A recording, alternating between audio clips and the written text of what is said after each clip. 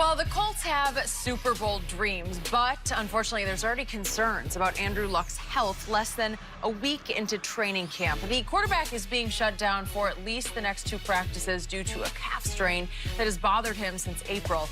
ESPN reported, quote, "It wouldn't be surprising if Luck didn't take a snap in the preseason." Here's the Colts quarterback on his latest setback.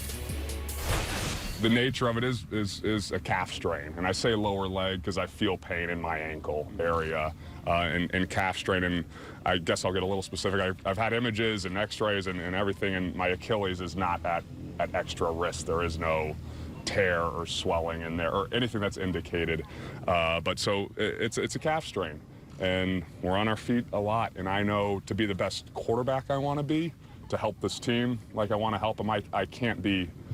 I'm not looking for average, and if I'm going out here with pain, I'll be average. I will feel like an average quarterback, and I'll be an average quarterback. That's not good enough for me. That's not good enough for this club.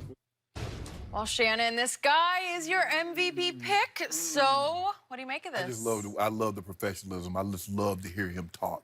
You do? I do, and how he explains it. Yeah, he got that country. I mean, he need that old Paul Bunyan, that red check, that Cabello shirt on. To make it, because he fits that. I don't think he's country. I just think he's nerdy. Stop. I know you're not talking about nerdy. Yeah. Yeah. A little country, too. I hear it, both sides. Maybe I'm not as worried as I should be, Skip, because it's starting to cause some concern for me, because it's Jenny Red. He's been dealing with this since April. Yeah. Well, Skip, here we are. We're about to start August. And maybe if it was the last preseason game and he's still dealing with this, I would be overly concerned. But I'm optimistic that they'll get to the root of this and see what's going on. He understands that in order for this team to take the next step, they won a playoff game last year. Skip, I believe they can win the division. I think they can win 11, 12 games, but they can only do that if Andrew Luck is taking virtually every snap. Now, they do have a little better backup situation than most. Jacoby Brissett is a very quality backup. Came from New England, played well, won a game from them there, and has played really well when given opportunities. So they have a nice quality backup, but he can't take them to where they need to be. Andrew Luck must do that. So Skip, look, they're gonna be really, really smart about this, dealing with his injury history. And he mentioned that we didn't get to that part, Skip. He's like, I made that mistake before. My shoulder was more injured than I thought. And I was like, I'm just gonna fight through it. I'm not gonna make a whole lot of fuss about it. And it cost him a year. Well, it costs you a year. You're going to be overly cautious. Because the least little pinch, you're like, nah, I ain't going to be able to go, bro. And so I think that's what he's doing. They're doing the right thing by letting him handle it this way. As I said before, Skip, if this was the last preseason game, I would be overly concerned. But because we're at the start of August and they don't play until, what, almost a week after Labor Day, I believe they'll get to the root of this. But then in the back of my mind, I'm saying, well, hell, it's been 3 months. Why haven't they gotten to the root of it already? So I'm not overly concerned, but I'm cautiously looking to see what's going on and how much longer this thing's going to linger into training camp. So here we go again with Andrew Luck. There you go. It's always something with Andrew Luck. It always has been, and I believe it always will be. Whatever. Just for the record, before that draft, I said, I have my doubts about the next John Elway. And all of the media just jumped aboard the bandwagon. He's here, the next John Elway. You should know a little something about Elway because you caught a bunch of passes from him, right? I did. And he's still not the next John Elway because right out of the box, and by the way, I said he'd be the second best quarterback in that draft to Robert Griffin III, and RG3 got off to a rip-roaring start. They actually struggled a little bit the first, but he was the Offensive Rookie of the Year. Andrew Luck was second in the National Football League in turnovers as a rookie. Then 2 years later, 2014, he was second in the NFL in turnovers. And then 2016, he was tied for 6th. Then 2018, he was 10th in turnovers. So he's 8th overall in turnovers since his rookie year. That's not the next John Elway. Worse than that, in the postseason, since his rookie year, the next Elway is #1 in interceptions thrown per game and #1 in turnovers committed per game, if you throw in the fumbles he has lost. Well, Skip, hell, he threw like 10 against New England that way.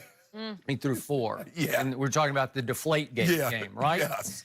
So what have we seen right out of the box? The first year he lost to Ray and company, not with you, but obviously at Baltimore. Yeah. No shame there. But then the classic Andrew Luck game was the next year in Indy. And remember, they finally pulled it out 45 to 44. But that's after they fell behind 38-10 because he had thrown 3 interceptions. They're down 38-10 because of 3. Then Kansas City gets decimated by injuries on both sides of the ball. They lose all their running backs, a couple of receivers, both pass rushers are gone, and Alex Smith crumbled under the pressure. So anyway, but then we saw at Foxborough, we saw 4 interceptions one night, and then we saw 2 interceptions at Foxborough in another playoff game with very low QBRs. And then I made the mistake last year of thinking, well, he is the comeback player of the year. And boy, I love his new offensive line because they are really protecting Andrew Luck. And it was the first case of diet do I have lost to you in a year. And I took Andrew Luck. Oh, shame on me. Over who? I took Andrew Luck at Kansas City in a playoff game. Exactly. And the final score was 31-13, not Andrew Luck. And his QBR in that game was 20 on a scale of 0 to 100, which is really not Well, you good. lost 2 cases due to me because they gave it to the old Cowboy. Remember they put that thing on the Cowboy? No, that was not a case of due game. You were scared. I forgot about that. No, I think I got blinded by that game because that was 23-0, and it wasn't just Andrew Luck. It was the whole show. It was running, it was catching, it was dominant defense. It was 23-0. Yep. My team was not ready to play because my team thought it was in the catbird seat, and they weren't quite ready for that. My point is, Andrew Luck has always been the coach's dream who will try his darndest. You know, he'll try to run through and over people. He'll stand in the pocket too long and take 5 shots at once. Not anymore. Yeah, okay, but he does have some cauliflower body going on. Yeah. And this is eerily reminiscent of Kevin Durant because, like he's saying, I got a calf strain that has lingered since late April. So now we're going out, what's that, a couple of months now? Okay. May, June, July. We're about to head into August. Yeah, okay. And lower leg, so And calf muscles connect into the Achilles, but he says, oh, the Achilles is... And that's funny. That's odd to me, Skip, because I've had ankle injuries that didn't have no impact on my calf, and I've had calf injuries that had no impact on my ankle. So that's what's odd to me. He says that when he's throwing the ball, that it's his calf, but he feels it in his ankle. That's what's odd. That's what's odd to me because I've had calf strains. I missed 2 or 3 days of practice. You know, ice it, rest. You know, get a cup. You know, and I'm ready to go. Okay. And this guy's been dealing with this since late April. Interesting. So that's what, and that's, you know, I'm like, okay, the team should be very cautious with him. There's nothing to play for. And if he didn't even play in the preseason, he has a few new receivers. Paris Campbell was the first-round pick. They signed Devin Funchess. I love Paris Campbell, by the way. He will help. Yeah, they signed Devin Funchess in free agency. But T.Y. Hilton, Eric Ebron, you know, the offensive line is intact. So it's a loaded football. Yeah. They signed Justin Houston, the pass rush out of Kansas City. So they're prime, Skip, to not only win the AFC South, but to make a deep playoff run because they're loaded. They're a very talented football team, but they're only going to go if Andrew Luck can stay upright for 16 games. Or if he can turn into John Elway in the postseason, which he has not been. Am I right? Yeah. When has he been in the postseason? He's 4-4 in the postseason, 12 touchdowns to 13 interceptions, not Elway-esque. Well, you know, you got to take care of the football because you pay double for turnovers in the playoffs.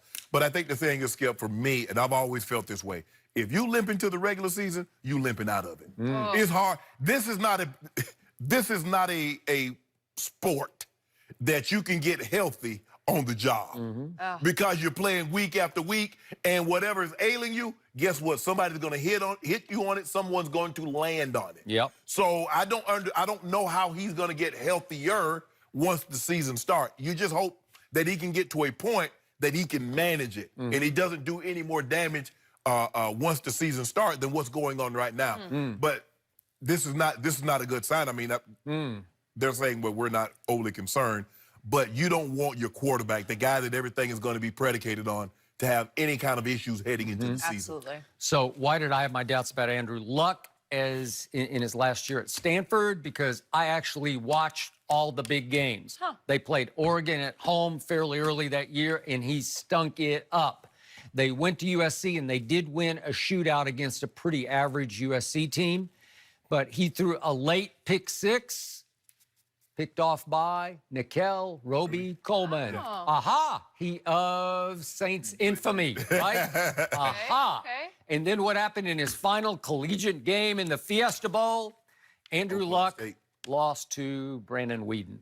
And I just said, I'm sorry, I don't see it. I don't see that. I don't see what everybody else sees. And what would he do? But see, what Skip failed to realize is that when he threw that pick against USC, Bradley Roby Coleman ran it back. He walked to the sideline and told David Shaw, I got this. I'm going to go win it. And what did he do, Skip? Tell the people at home now, if you're going to die. Pulled it off. Yep.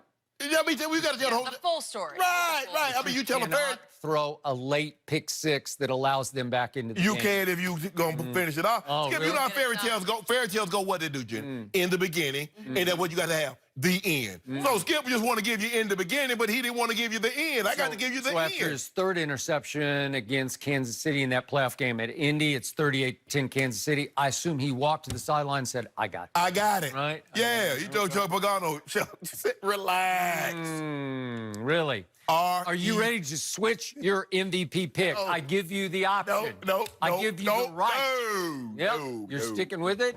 For the time being. Really, for the time being. To stay.